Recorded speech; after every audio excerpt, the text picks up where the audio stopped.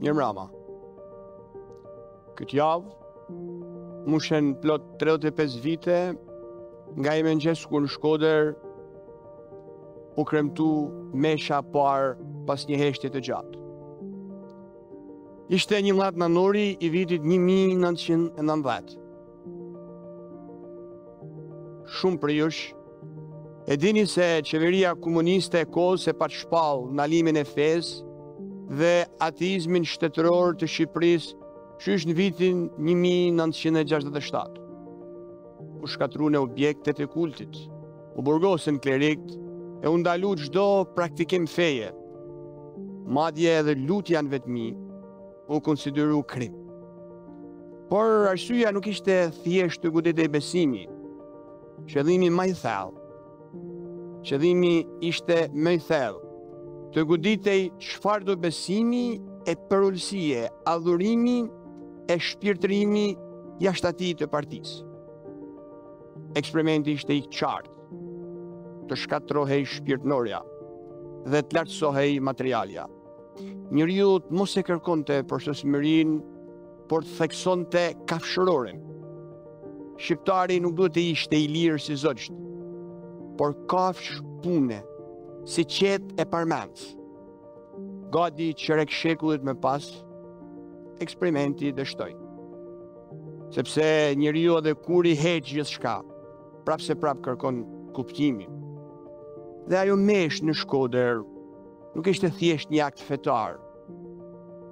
Ishte një akt njerëzor. Një brit e heshtun e një populli që kërkonte seri shpirt. Sot, 35 vite më vonë, unë shoh se ende e kërkojmë atë shpirt. Flas për ditë me njerëz jo përmes ekranit, por përmes syve, durve të bashkume e lutjeve. Shoh shpirta të paqt, shoh mende të trazume, shoh vujtje të trupit, lëngim fizik e stërmullim material. Shoh njerëz që besojnë me fjalë, por jo me vepra. Që flasin për dashuri, por në fakt ngjallin për çamje. Që luten me zë, e shkatrojnë me dorë. Që flasin për fe, por e kanë shit shpirtin. E megjithatë, shoh edhe shpresë. Në fytyrat e njerëzve që falin, në ata që ndihmojnë pa kërku falënderime, në ata që edhe pse s'kan shumë ndajnë nga jo pak me të tjerët. Sot, du ta kujtoj atë mesh të madhe natë nëntor të ftoftë në Shkodër, jo vetëm se rikthimin e fesë, por si rikthimin e njeriu te vetvetja.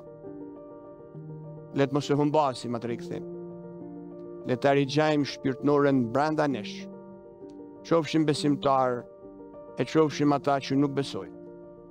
Sepse njeriu i vërtet, qoftë ai që hyn në kishë apo ai që se ka kalu kurrë pragun e saj, e din që shpirti është stre dhe pa shpirt, jeta bëhet një listë gjërash për të kryer. Ndoshta vetëm atëherë mund të themi se mesha e parë në Shkodër nuk përfundoi kurrë. Ajo po vazhdon ende, çdo ditë, në heshtje, në çdo zemër që kërkon dritë.